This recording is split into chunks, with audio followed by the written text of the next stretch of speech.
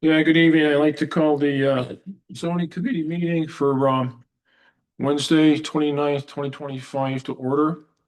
Agnes, please call the roll. Balakir, Here. Labrie, Here. Here. Shumsky, Here.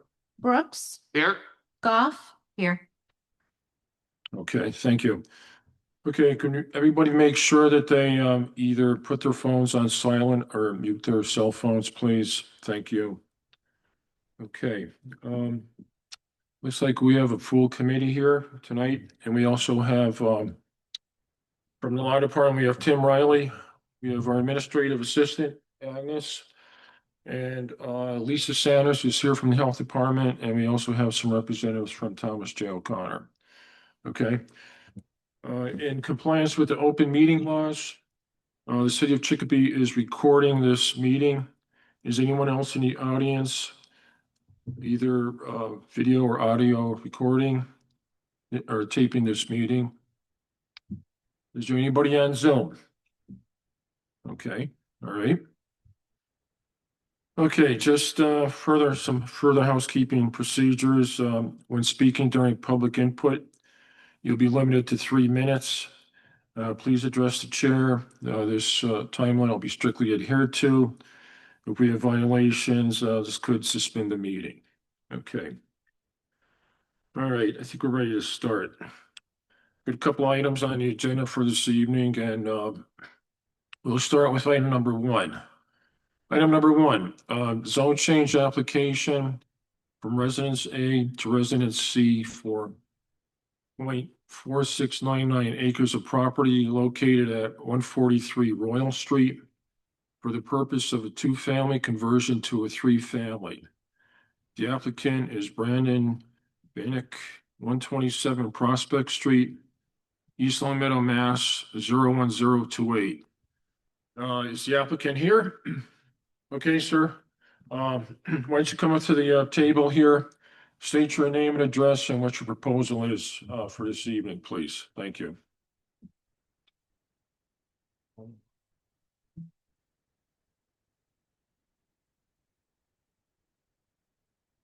Hello, my name is Brandon Bank of 127 Prospect Street, East Long Meadow. I'm a licensed construction supervisor and real estate agent licensed in Massachusetts.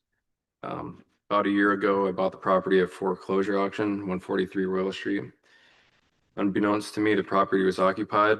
Previous tenants parked in the street, had broken down vehicles. There's trash everywhere. They even parked their camper in the street in front of the property before finally leaving. Even before or after the lengthy eviction process and thousands in rent loss, I started to add curb appeal even before this zone change meeting. I'm just looking to revitalize and make highest and best use of the property.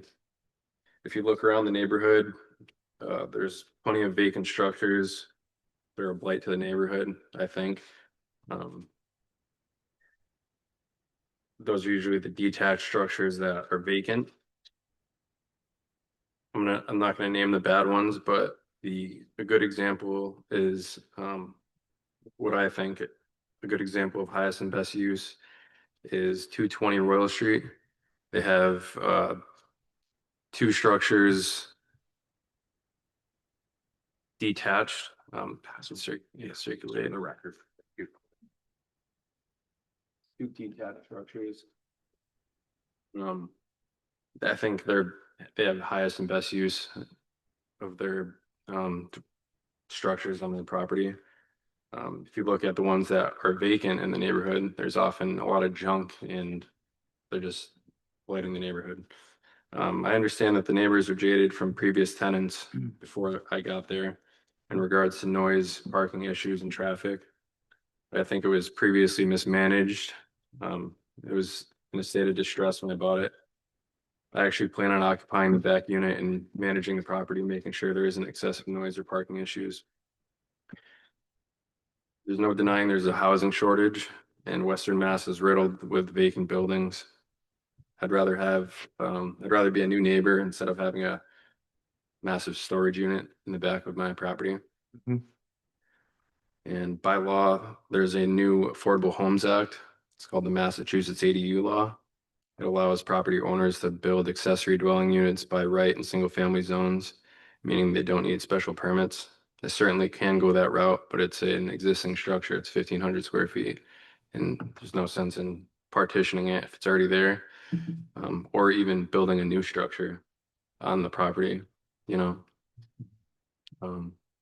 There's already a separate driveway to the unit. And here's another GIS map of 220 Rose Street. Yeah, let's just look that up.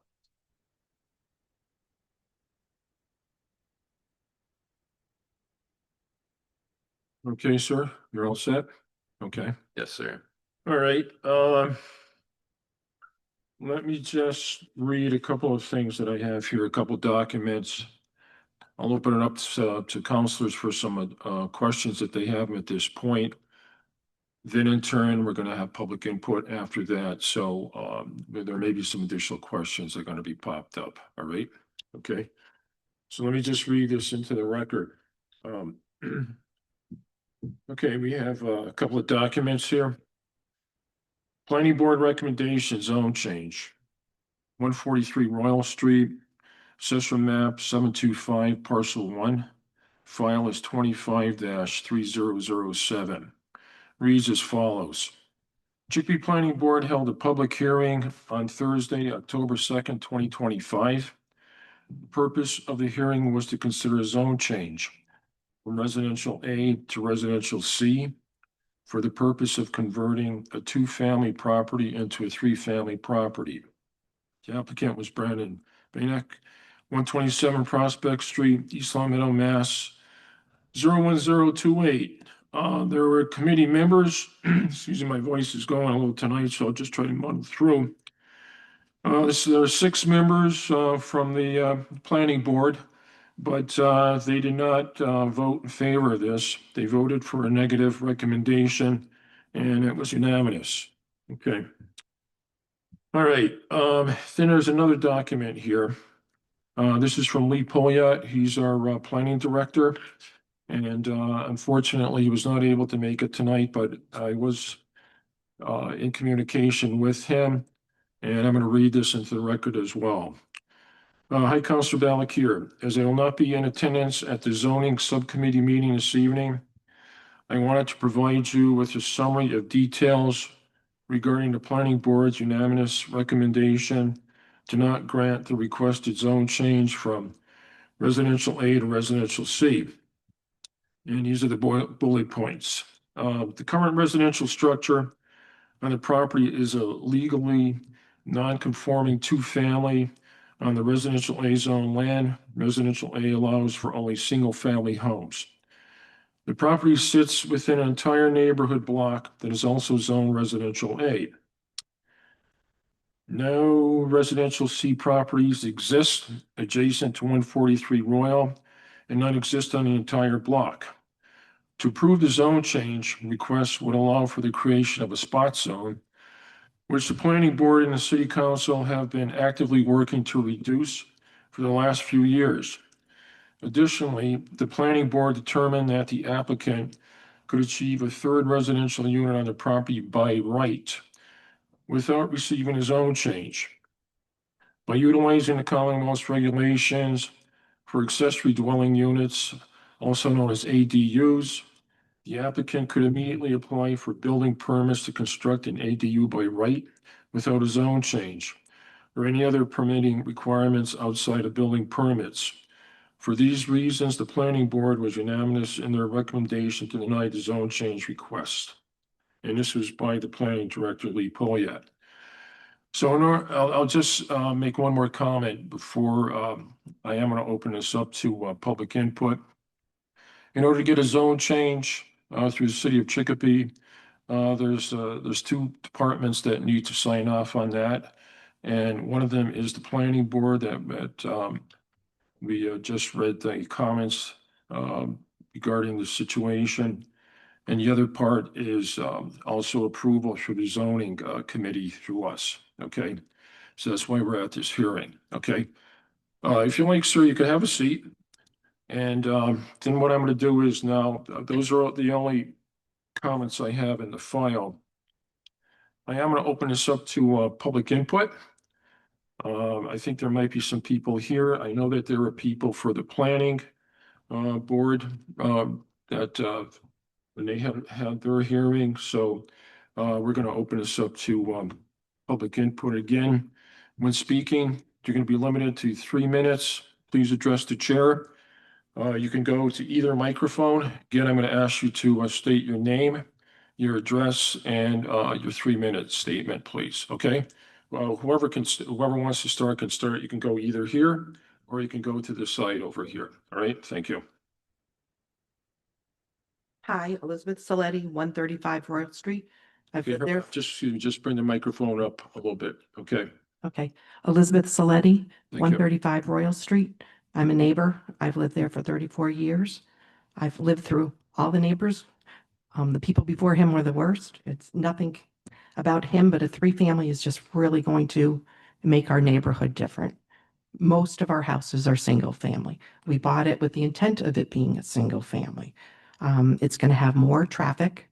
He has a very big parking area. He has the one on the left side of his house, which is attached to our driveway or our yard, which the last people, it was horrible. They decided to run a garage out of there.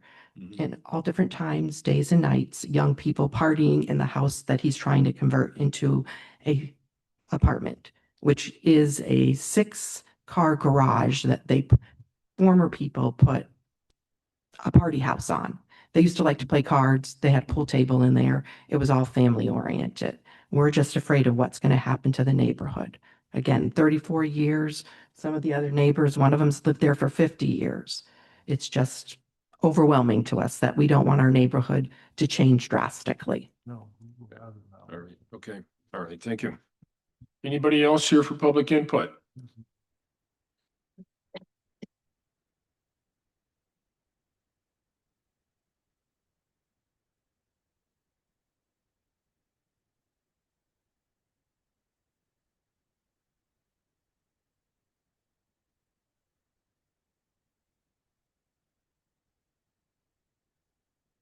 Hello, Mary Beth Costello, 66 Voss Avenue.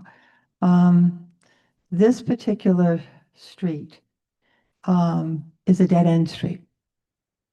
So you can't get out or get in both ways. You go down this particular street, and then if you go to the very end, it's a complete dead end. It's a street where the water tower is. It's not really designed according to the public for too much traffic. And I'm here not in my own opinion, but what the public has been saying in regards to this particular request. The public did inform many other people that when the planning board reviewed this, not one person in the planning board or on the planning board did vote for this particular proposal. So I'm only conveying to this esteemed committee what the residents have been indicating to various other residents in regards to this proposal. Thank you. Thank you. All right. Is there anybody else that wants to speak on this?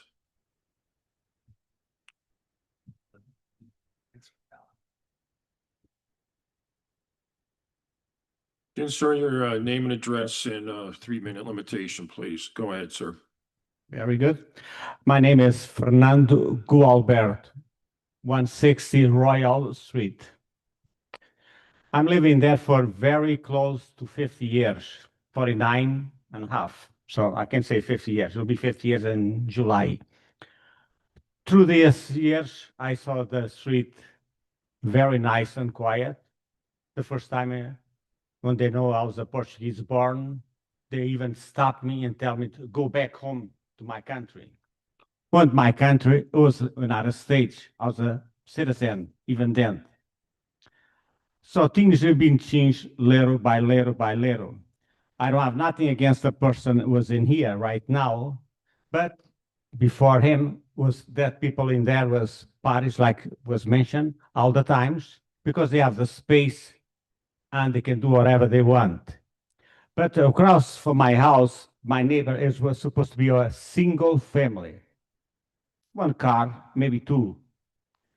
She rent rooms to some other people, so they have two cars in front of the garage, in front of the house all the times. For myself to get out of my driveway, I have who knows what to turn 2, 3 times to get out. This is only people across from my house. Now, if we're going to put from 2 to 3 families in there, it will be a lot more cars in a way. 2 point, you cannot even move. I cannot even bring my fifth wheeler in there or anything else. And that's a concern to myself. It used to be a nice, peaceful place to be. It's getting hard and it's not peaceful anymore. Now you can see in the middle of the day, young kids roller skating in the middle of the road and anything else they decide to. Of course, if we call the cops going there, but by the time the cops going there, they disappear and they'll return after. And the second thing is they'll know who's complaining and they bring in fence. Not the first time they doing that. And who knows what more. And that's a concern for myself, you know. For my age, I would not like to see going down all the way quick. And this used to be a street only with French people. Of course, not anymore. So that's all I need. So something for someone to realize, go by there once in a while, and they will appreciate and you'll see the way it used to be is not anymore. Okay? Thank you very much. Okay, thank you. Okay. Is anybody else in the audience here for public input? Okay.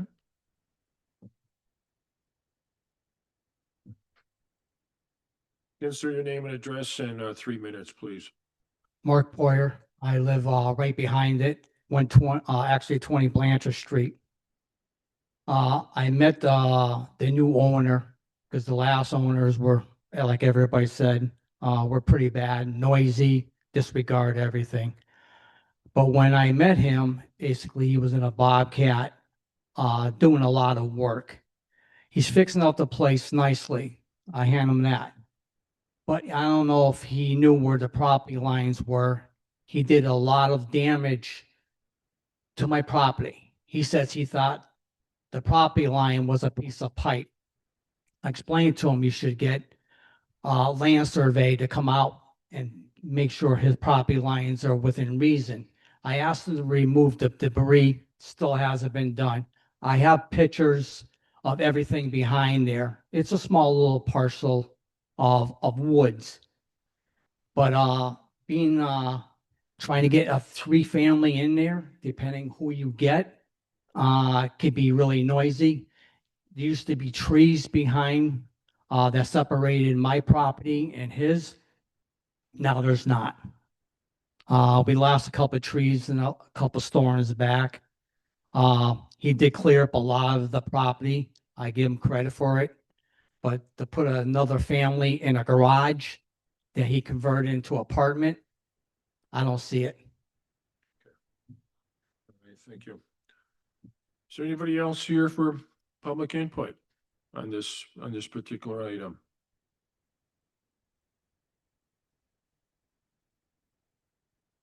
Insert your name and address in 3 minutes. Thank you. Ron Lavoie, 539 Britton Street. I live at the corner of Britton and Royal, so I see a lot of the traffic going up and down the street. And it is a busy street considering it's a dead end. My concern here is I understand that the applicant is seeking a zone change and is saying that they could try to go a different route with the ADU. I just ask you to consider that a zone change would be a permanent change that could negatively impact the community in my neighborhood specifically. And I ask that you decline the application. Thank you. Okay, all right, thank you. Is there anybody here further in the audience that wants to speak on this? Okay. Let me see then if there's anybody on Zoom. Is there anybody on Zoom that wants to speak on the proposed zone change application regarding 143 Royal Street? See anybody? Okay. Right. Okay, all right, looks like then we're gonna close public input. Can I get a motion? Motion to close public input. Motion made and seconded to close public input. Agnes, please call the roll. Balakir, Yes. Labrie, Out of chair.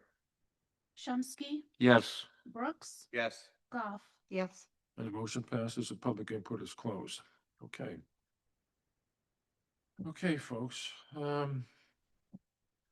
We heard from from the applicant. Oh, Counselor Brooks, go ahead, sir. I mean, I think this is pretty cut and dry. Lee made it very clear that we've been adamantly against spot zoning and we've worked very hard to try to clear that up. But, oh, sorry, I don't know. Yeah, it's old. Sorry, Shay. After all these years, learn how to use a mic. It's kind of like the first day. No, I think Lee has made it very clear that we've tried to eliminate spot zoning whenever possible and be consistent what is done in the neighborhoods and what's within the neighborhoods to remain consistent. But Lee also did point out, and I think this is a salient point for the folks that are opposed to this, it is, the owner could do this without seeking the special permit. So whether or not we grant it, and I don't think we should, because I do think that kind of reverses course on our precedent we've had the last several years to try to eliminate spot zoning. But I just want to be very clear to the neighbors, he could do this by right. He has the right to do it. So while he may not get a special permit this evening, he could still proceed tomorrow morning with going to the building department and pulling a building permit and start to build that out immediately. Right. Shane, excuse me, this is a zone change that he's looking for. Correct. If we don't grant the zone change, he still has the right to go to seek a building permit. He can start the work Yes. effectively tomorrow. And I just want to be very clear for the Yeah. neighbors, knowing that just because we may deny a zone change this evening, you could still see him doing work there, and Right. there's nothing that they can do to stop that, because it is his right as a property owner to continue with that work as long as he receives the proper permitting. And that's the only point I'm making. So, Okay, no, thank you, no, because I know we're talking about zone change and we're talking about special but permit. Lee referenced that in his report. Yes, yeah, And I just want folks to Yep. really fully understand that while Lee is adamant that he doesn't want the zone change, the applicant of this zone change could still start the work with the proper permitting tomorrow. correct, no, thank you. Counselor Shumsky. I just want to piggyback on something Councilor Brooks said about the ADUs. This is something that is out of the city of Chicopee's control or any municipality. This is state guidelines. We really have no say. So I agree with everything that Councilor Brooks just said, that he could, in theory, get permits tomorrow and start construction. And there's nothing that we can do. No, I concur with I that. just, yeah, I just want to let the residents know that, because this is something that in time is going to impact a lot of people, Mhm. in my opinion. Okay, all right, thank you. Counselor LaBrie. Yeah, I mean, for a small street, that end of it, going into the dead end and to putting what we try to get away from all the time is spot zoning. And, that's the definition, of spot zoning. So, I'm not going to be for it, tonight. Okay, Thank all right, thank you. Okay. Counselor Goff, any comments or questions? I agree with what everybody's saying about the spot zoning. I agree with the planning department that changing the zoning on this would not be good. It doesn't conform to the zoning that's already there of residential A, single family homes. Mm-hmm. So I will not be for it also.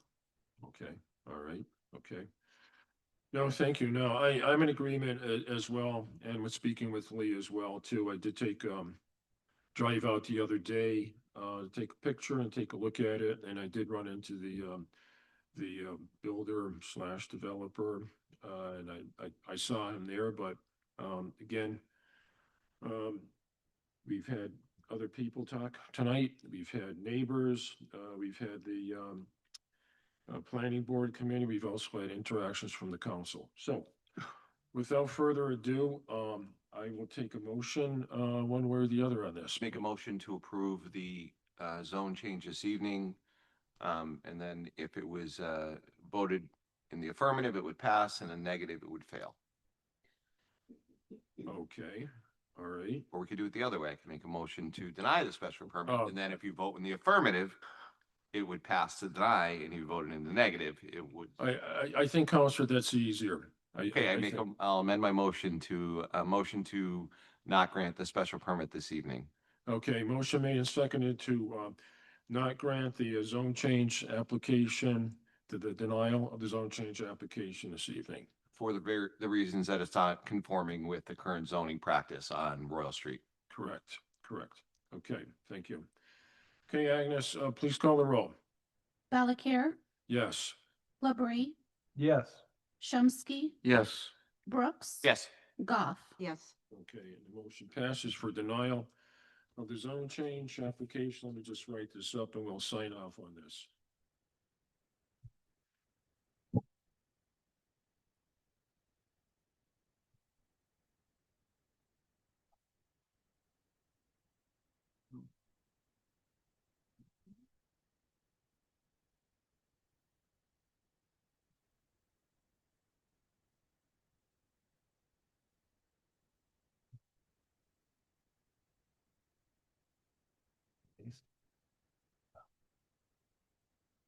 She was born years ago.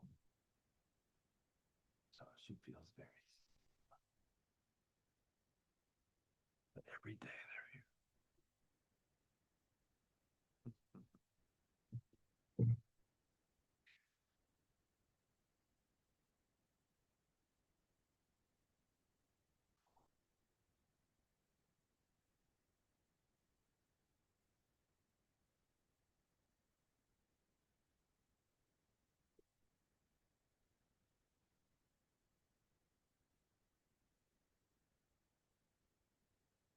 So, let's see here.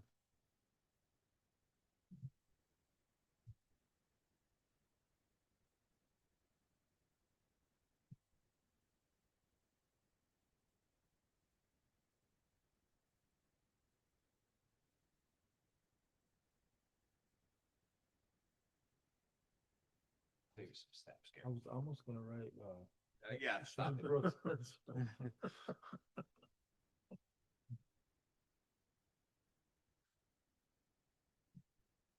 2 times in 2 weeks, I met my quota. I can throw that bar. I didn't want to have to, in case I got caught up, then I would have to get up anyway. Okay, thank you. Okay, thank you, fellow councilor members, and so the committee voted in favor of a motion to deny the zone change application from Residence A to Res C for property located at 143 Royal Street. This will go before the full city council on Thursday, November 6th. All right. Thank you for the input from the neighbors and everybody regarding this particular agenda item on item number 1. Okay. Okay.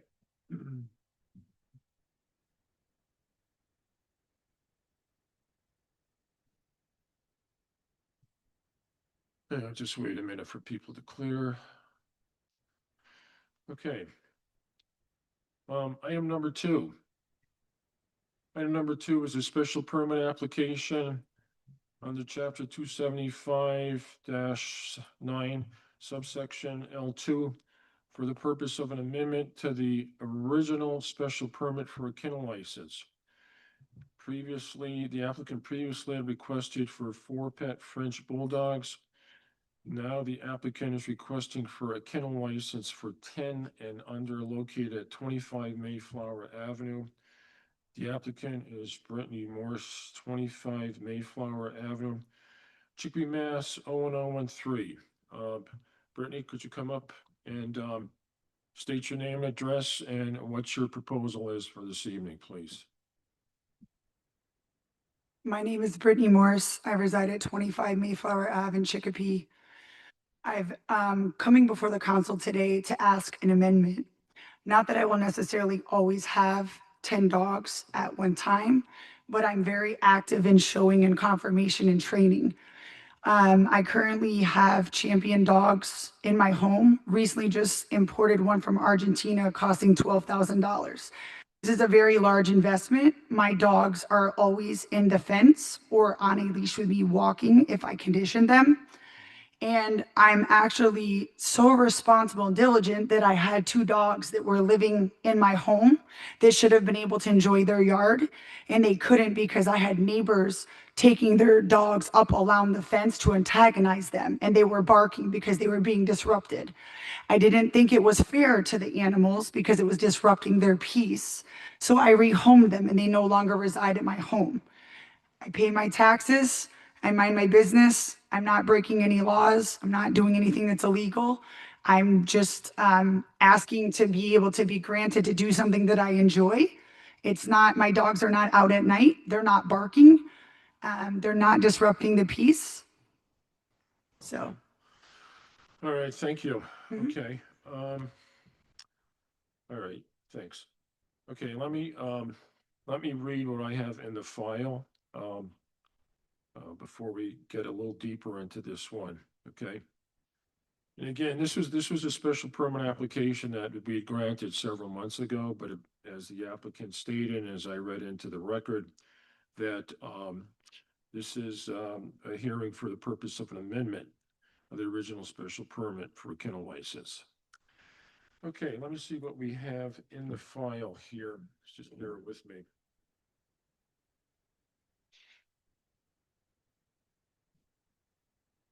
Okay, the first report that I have here is from our Director of Planning and Development, and I'll read this into the record. Special permit recommendation for amendment to kennel license at 25 Mayflower Avenue reads as follows. Councilor Balakir, property is zoned residential B. The keeping of and caring for dogs in excess of 3 individual animals, defined as a kennel by Chapter 144, Section 1, requires a kennel license by special permit under Chapter 275, Section 53, subsection B14. Applicant initially applied for special permit to care for 4 pet dogs on the premise, and this was heard and granted by the City Council on August 5th, 2025. Applicant is asking to increase the number of allowed dogs in their care to be approved up to 10 animals at a given time. Planning recommends approval of the special permit provided compliance with ordinances related to the keeping of animals as pets in addition to satisfying health department standards.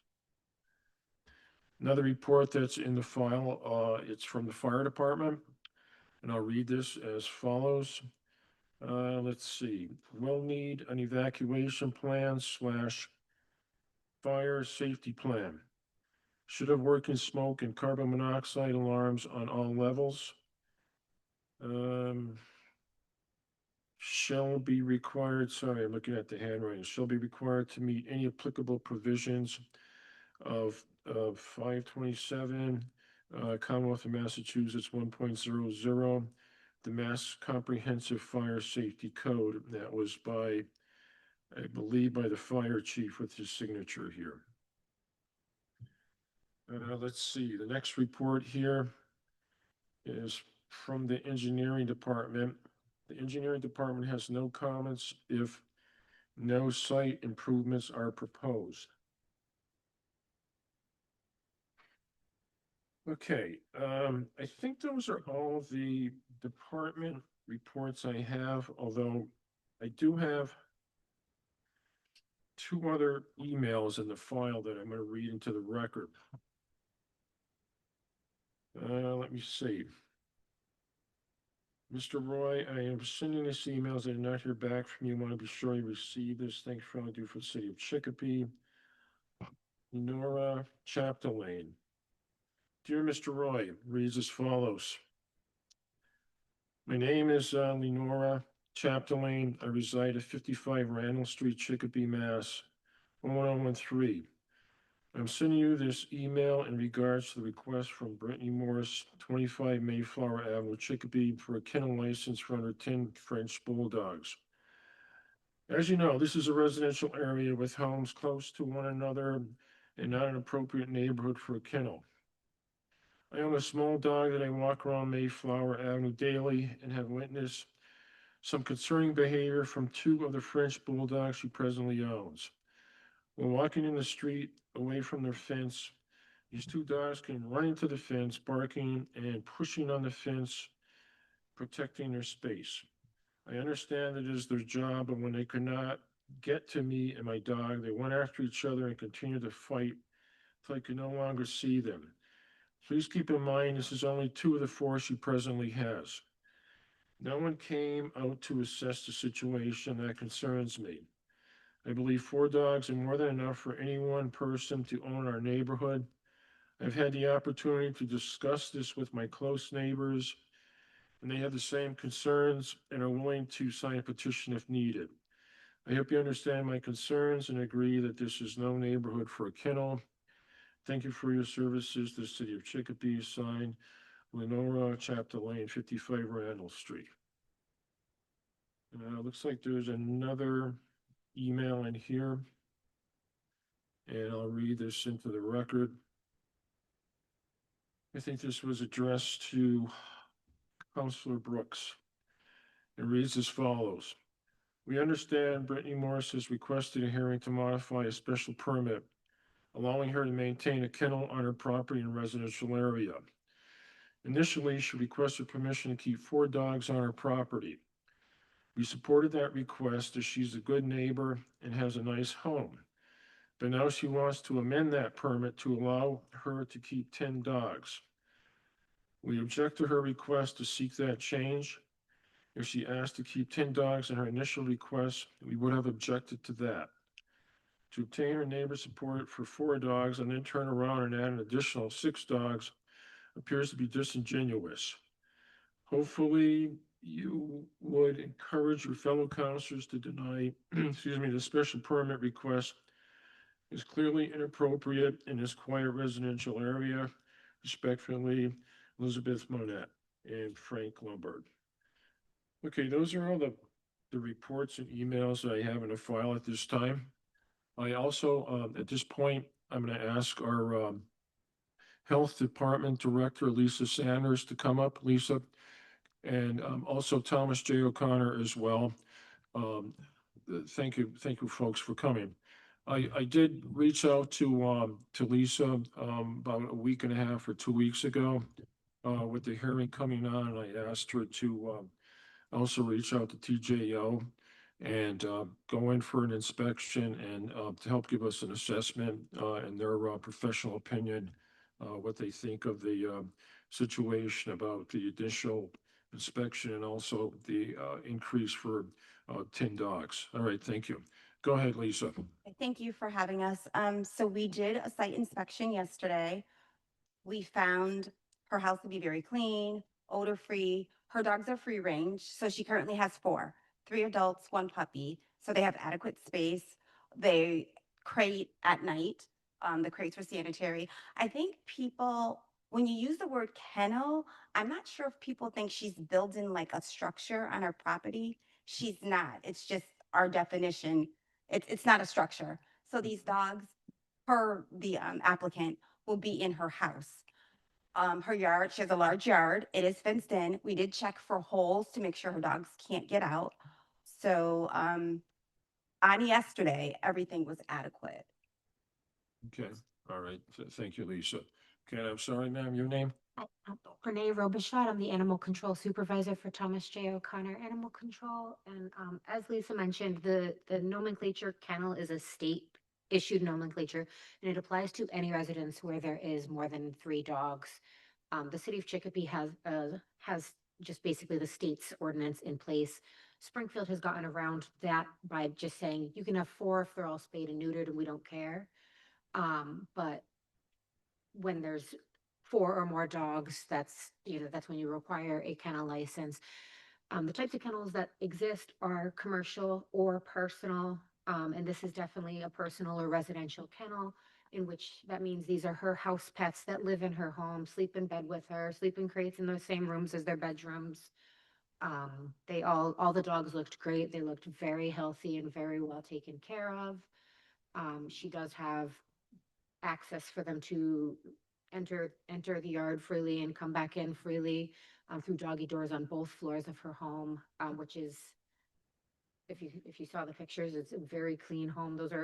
That's literally what we saw yesterday. She has a little treadmill for the dogs for the inclement weather. I think for the most part, she's requesting this increase to just be an abundance of compliance, if you will. So the state currently requires that dogs be licensed to a residence after 30 days of being there. It'd be unlikely, talking with her, that these dogs would be staying for, she wouldn't have 10 dogs at her house year round. It'd be, if a dog's coming to breed or if she has a litter of puppies, that sort of thing. And she just kind of wanted to make sure that everything is abundance of compliance, making sure everything is to the dot I's, cross T's. But like I said, everything, when we went yesterday, everything looked great. She has a whole room dedicated to the dogs. As you can see, it's just all their crates there. She had 5-gallon water purifying water fountain for them. So she very clearly loves her pets. And just being in the show world, breeding world, I think she just wants to make sure that if she has a dog come to stay with her for breeding purposes or showing purposes, that she's not getting a slap on the wrist or being found out of compliance with her existing permit. Okay, all right, thank you. Well, we have Lisa and TJO up here. Before we open up the public input, do any of the counselors have questions for either Lisa or TJO before we open this up to public input, or should we probably have public input and then call public input first? Okay. All right. Okay. All right. If you ladies could step down for a minute or two, please. Thank you. Thank you for coming, your input. Okay. I'm going to open this up to public input at this point. So this way here we can get everybody's input and make some good decisions this evening. Is there anybody in the audience here for public input on this? Okay. All right. Please come up, ma'am, and please state your name and address, and you have 3 minutes, please. Hello, I'm Jana Hunter Morse, and I live at 25 Mayflower. And I guess I created this monster because for 20 years I've shown dogs. I lived in upstate New York. And I think verbiage about a kennel is very misleading because these dogs live in our house and we have a fenced-in yard. They're never loose because they're the #1 stolen dog in the country. If they were ever to get loose, we would never find them and never get them returned. These dogs are not $300, $500, $1,200 dogs. These dogs are extremely expensive. And she has taken Sean very seriously. I am with the dogs 95% of the time. When they are out, I am out. I do have a problem that a lot of people do walk their dogs, and even though they're on a lead, a lot of times they're on a flexi, and people let their dogs come up to the fence. They can't necessarily see me because I have a chair that's behind the hot tub. But I see what goes on, and I don't say anything to people. But yes, if you come up to the fence, a dog is going to bark and protect their area. That's the gist of it. We also have Ring cameras in the front and Ring cameras in the back, and I've also had people antagonize them. And, again, I haven't said anything, but people think you can't see it, but you really can see what's going on. I feel like we've never had any complaints with I'm going to call it SPCA because from where I'm from, that's what it is. And our neighbors who are relatively close to us come to the last meeting and they were in support of it. I don't ever leave them out when I'm not there. Now, I'm older, so I do drink a lot, and sometimes I have to slip inside to use the bathroom, but I'm right back out with them. It doesn't matter the time of year or the weather, because I also fear that somebody will open the gate and take one of them. And we've had people have businesses and they park along the side and look at the dogs. And so it's a real concern that somebody might try to open the gate and take one or two of the dogs. So they're never left unattended. Okay. Even when she's at work, I'm there. So they're never left. And if I have to go somewhere, they're in a crate in the house. Okay. All right. Thank you. Is there somebody else in the audience here for public input? You can go to this one if you'd like to, ma'am.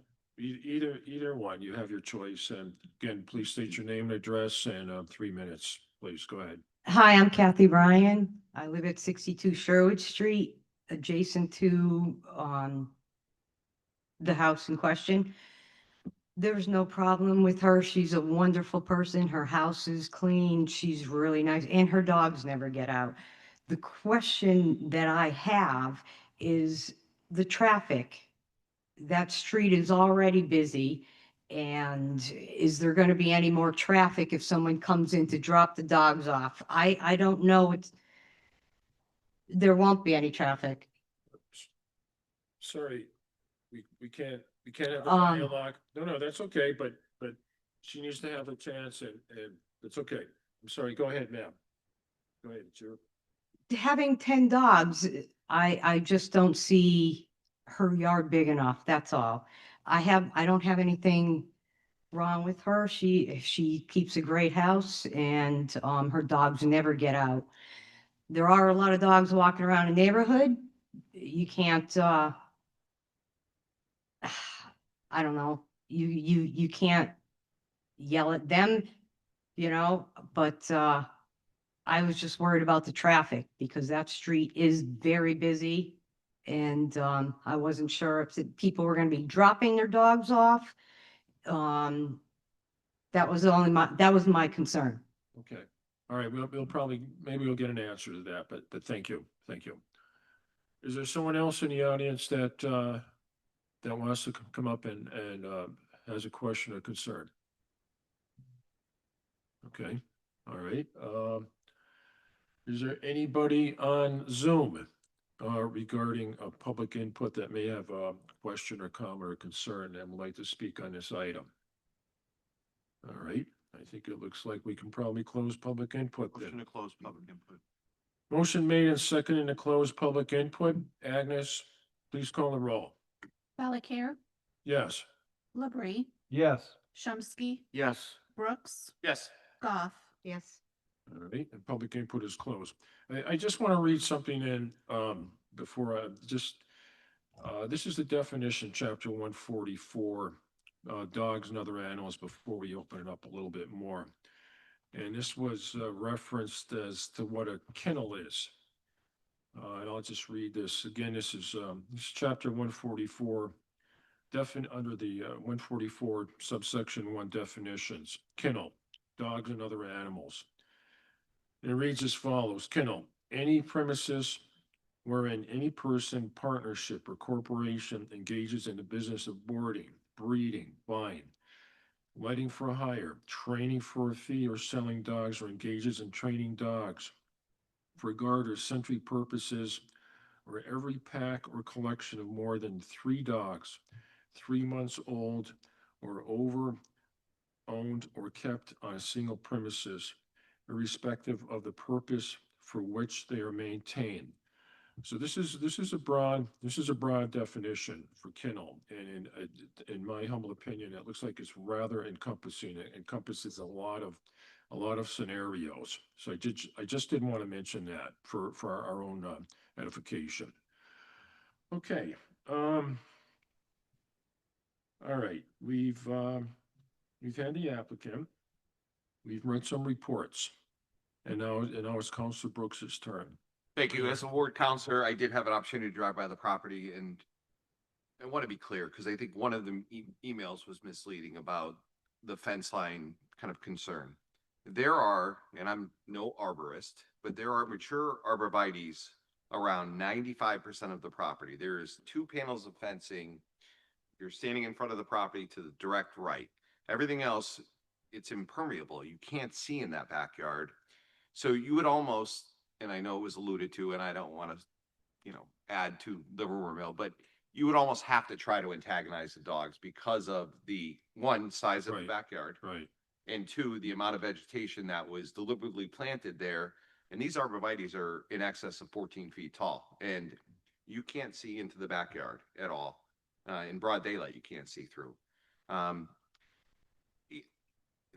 Seeing the committee reports and hearing from TJO, those are the resident experts that we've always relied on, whether we voted in the affirmative or the negative. We've always relied on the health department and TJO. And we've had a couple doozies in the past, and we've had some that we were appalled by what we heard. Here was the polar opposite. Now, there is very limited traffic in that area. So that is the Mayflower corridor that ties into Acker Circle and Bory Circle. I lived there for the past 25 years. The only traffic that's going in there are those with the intention of either going home or visiting family and neighbors. So it is not a high traffic area. Do people drive quickly down Nelson? Absolutely. It's been the bane of my existence coming over the top of that hill, seeing how fast they go in a neighborhood. But there's only one way in and one way out of that area of the neighborhood because Bory Circle loops back around, Acker Circle loops back around. So Mayflower it's traveled because that's the main thoroughway to get in, either Mayflower or Nelson, to get into that back portion of the neighborhood that ends up abutting Ward 4 and the river. I've never had a complaint outside of these 2 emails. I didn't get a call saying, don't vote for this, Shane. The house is a mess. It's in disrepair. It's one of the nicest houses on the street. And it's not even the new development that if you go farther down Mayflower, that was recently done in the last 5 to 10 years. I mean, this house it's a wonderful looking home from the exterior, which the exterior definitely now, after seeing the pictures that were provided, reflects the interior. So I, as a ward counselor, I don't have a problem with voting for this, and I absolutely will be in support of this. But I do, to Lisa's point, we do need to look at operationalizing what we really mean by kennel, because I think kennel denotes this like structure where these dogs are going to be left unattended overnight.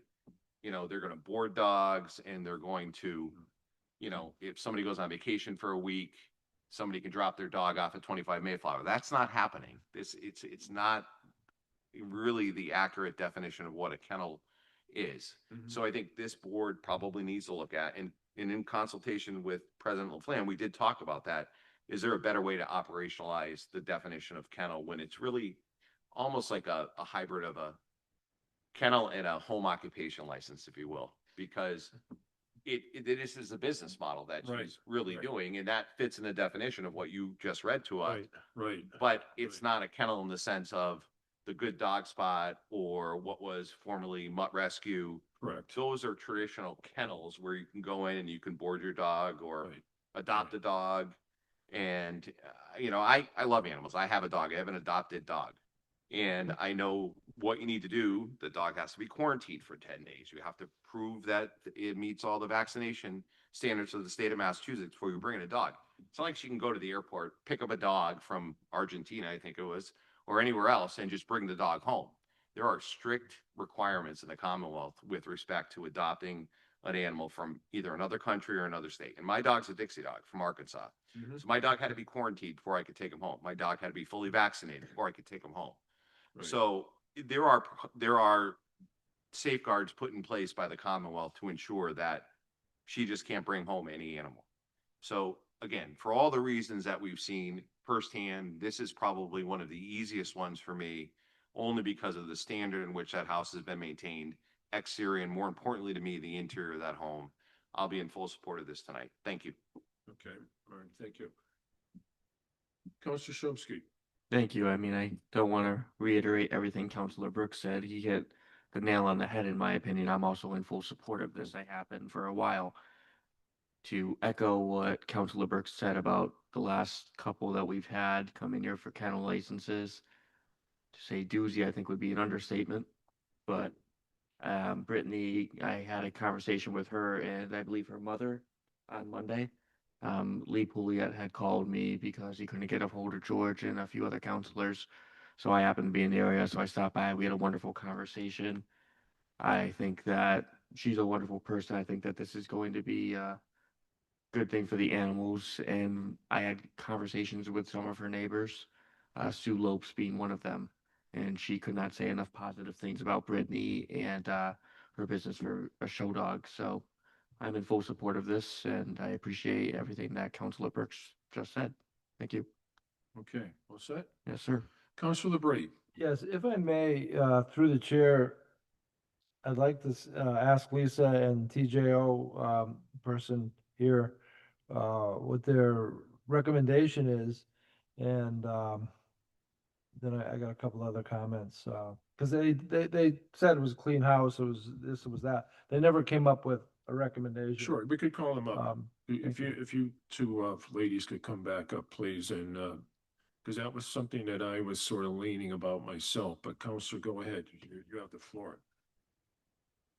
Yes, I just, like to know your opinions on, we've had kennels with 10 dogs, at times, and, what has your experience been with them?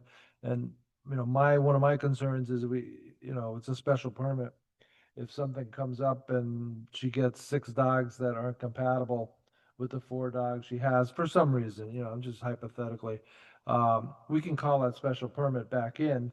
And she'd have to get rid of those dogs, she'd have to, give them up, and, I know she just spent, $12,000 on one. So, I just wanna, I like every, it's a clean house. I took a ride by there, arborvitae's everywhere. I just, would like to see your recommendations, hear your recommendation. So my recommendation is to approve her kennel. Again, she's not going to have 10 dogs at one time. She's just trying to cover herself. Now, I do know that we have had issues in the past with kennels, and I think that's something we need to talk about later on. But for this case, I would approve it. And I'm in agreement with Lisa. I would also approve this kennel, knowing that not only is she not going to have 10 dogs, but should she have 10 dogs, she technically has enough space in that room where she could separate all 10 dogs if she had to. There's an upstairs and a downstairs. They had a dog area downstairs. It's almost exclusively for the dogs.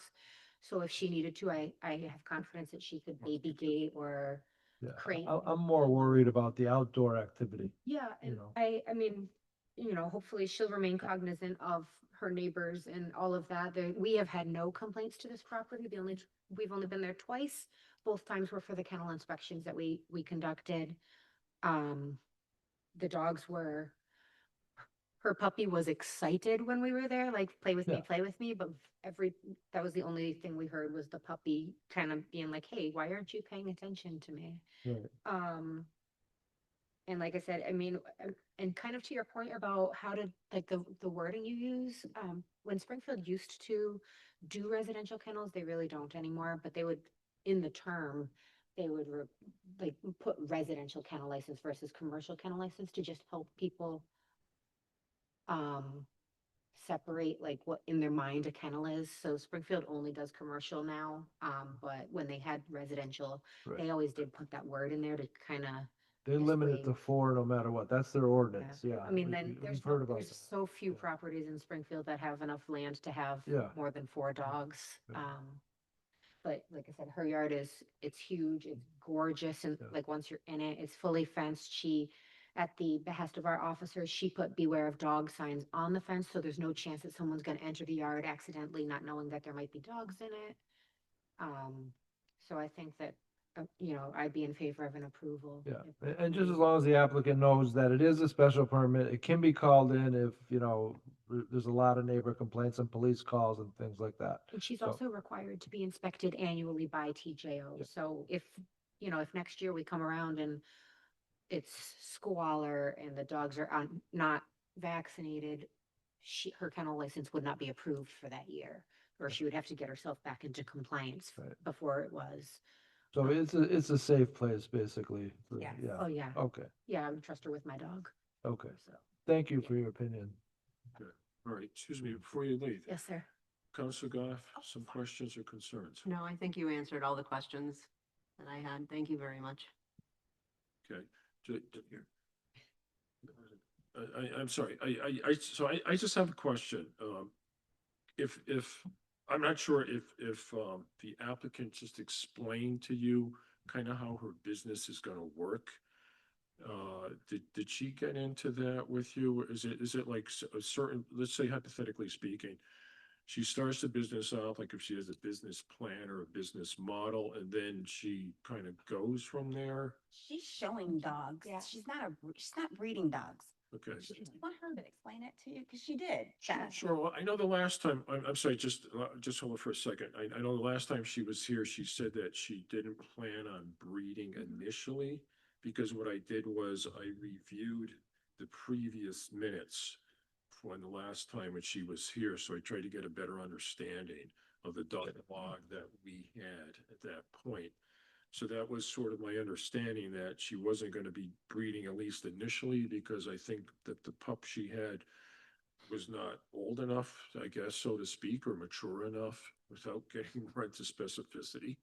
So my question, my concern was kind of what Councilor Bree kind of brought up as to what her plan sort of is, and also take into consideration what this other lady had mentioned.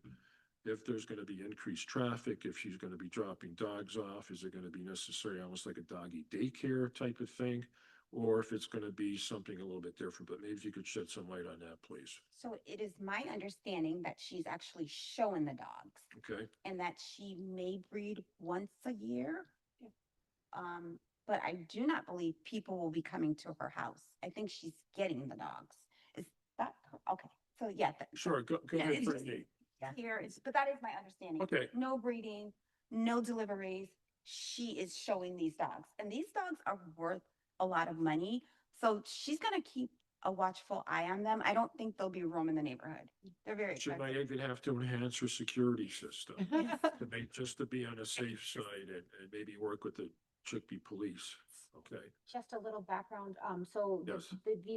these particular breeds are, when people are breeding them, they are doing so very mindfully with a reproductive specialist vet. French Bulldogs, Boston Terriers, Bulldogs, they all have a very difficult time because of their structure, passing their own puppies naturally. So she, like, not only is she going to be, having to go to appointments to make sure that the mom is doing well, but they'll most likely be delivered by C-section, which would be an appointment that she makes in advance. So it's not going to be, it's not going to be, most people who do French Bulldogs feed their dogs once or twice their life, because that is a lot for the mom to take on. So it's not like she's going to be running a mini puppy mill out of her house with litters every month, because French Bulldogs are very high in their rate of what's called dystocia, which is when they can't deliver. So, most of the people that are doing this responsibly and furthering the breed, showing their breed, they don't want to risk that to their $10,000 dogs. So usually you're talking 1 or 2 litters in a lifetime of an animal versus, German Shepherds, someone might just breed them Right. twice a year if they wanted to. Okay, all right, thank you. I'm just gonna ask you if you to step aside for a second. If we could, Brittany, just come back here, please. Brittany, can you come up for a minute, please? Okay, So, yeah, just further educate. yes, I appreciate you giving me the opportunity to do this. So what she said is very correct. The French Bulldogs are very sensitive. And oftentimes, if they go in labor, they can't give birth naturally. Physically, in a health standpoint, a French Bulldog can never be bred more than 3 times in its life. 2 cesareans up the side and 1 at the middle. The purpose of me, if I did breed once a year, and it might not even be once a year, is because I want to keep showing and I want to keep competing. I have been doing this for a year and I'm beating professional handlers who travel to dog shows every day. I have very stunning dogs, and I say that humbly. Okay. I've been very fortunate. So it's not like I'm going to be, this is a puppy mill or it's a free for all. I mean, these dogs go and for 5,000 and up. And mind you, they never usually have more than 5 puppies. So it might be a situation where I keep 1 or 2 puppies for a couple months and I evaluate them to see if they are going to be show quality. And if not, then I vigilantly vet a great pet home for them. Okay, thank you. Hold on a second. Does anybody else have any further questions No, I'm all set. at this point? Okay. No concerns. Okay, all right. Again, I know just kind of based on, the situations that we've had with dogs, just to try to get a better understanding. And I know, Counselor, it's in your neighborhood, Counselor Brooks. So again, this is something that would probably be more impactful for your neighborhood.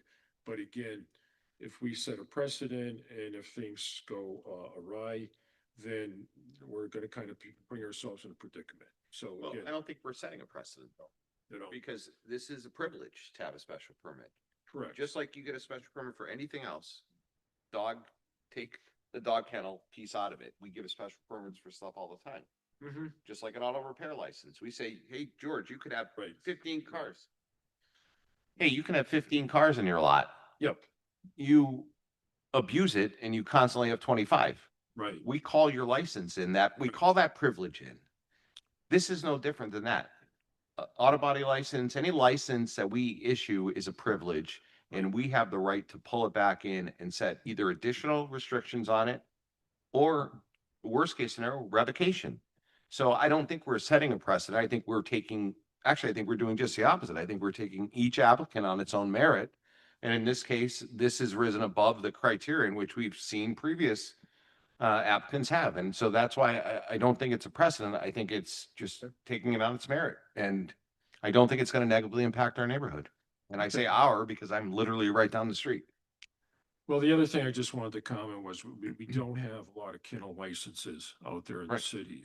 It's my impression that there's only 2 or 3, at least based on what previously. And just because we've had some, how shall I say, tricky situations with kennels lately, with a couple of applicants that we had, I just wanted to make sure that we had a really good understanding of what we have before us.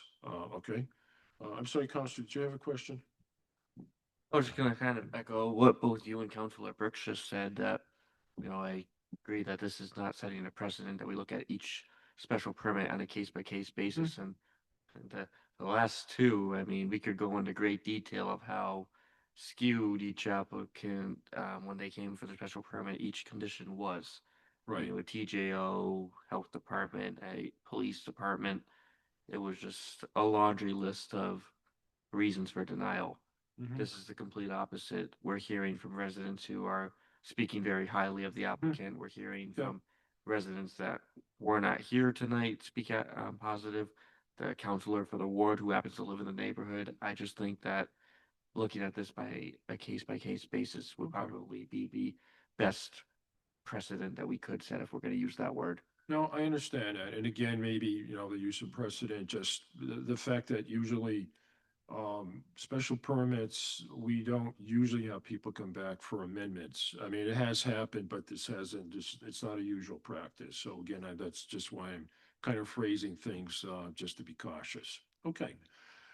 All right, Councilor Bree, go ahead. I just want to add, some of the ones that came in previously didn't have the adequate space, This one has adequate space. It's on a corner lot, big lot, so, and that's one of the criteria, in the laws here. So, that's why I'm willing to, vote for this tonight.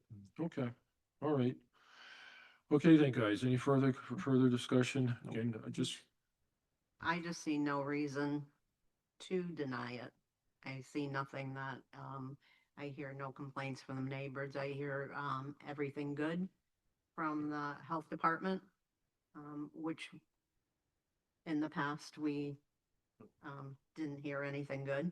But, so I see no reason to not, grant this permit tonight. Okay, all right, thank you. All right, Counselor Brooks? Make a motion to approve the special permit. Okay, motion made, and seconded to approve the special permit, for the purpose of the amendment to the original special permit. Okay. Regarding, 25 Mayflower Avenue. Okay. Correct. All right, Agnes, please call a roll. Balakir, Yes. Labrie, Yes. Chomsky, Yes. Brooks, Yes. Goff. Yes. Okay, and, so, special permit, appears to be approved, and this is a permit to run with the applicant. Let me just put that in here as well. Okay, let me just write this up, and then we'll sign off on it. And it'll go till to the full meeting of the board. On Next Thursday. next Thursday. Right, before, right, November 6th. Okay, so let me just. We got that memo today on the email. That we have to say that. Oh, okay. I didn't read the email. Yeah. You can get your email, right? No, Agnes sent it to me. I didn't, it was like 18 different lines. I'm like, I ain't got time for this. I went a whole week last week. I had 364 emails. Now I'm trying to keep up to it every day.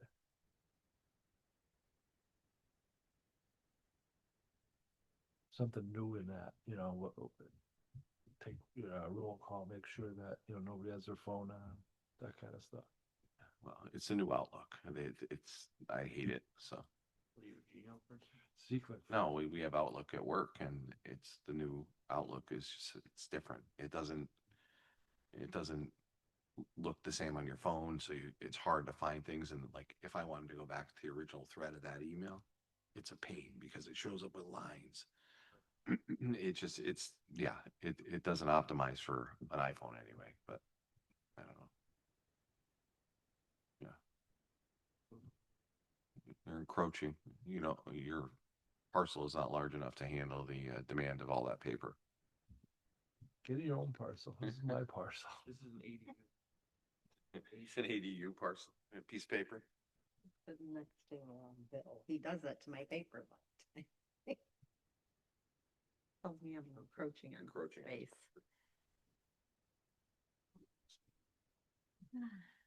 You go, Sam.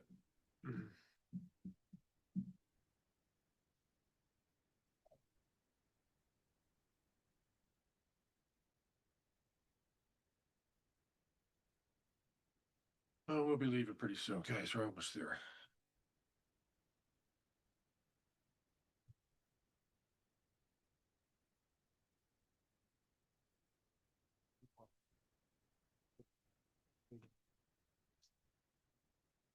All right, thanks, guys, for coming in. Sam, give me that. Thanks for getting that. No, just the whole packet. He already signed it. Yeah, thank you, Lisa, thank you. Oh, he was, yeah. The other two.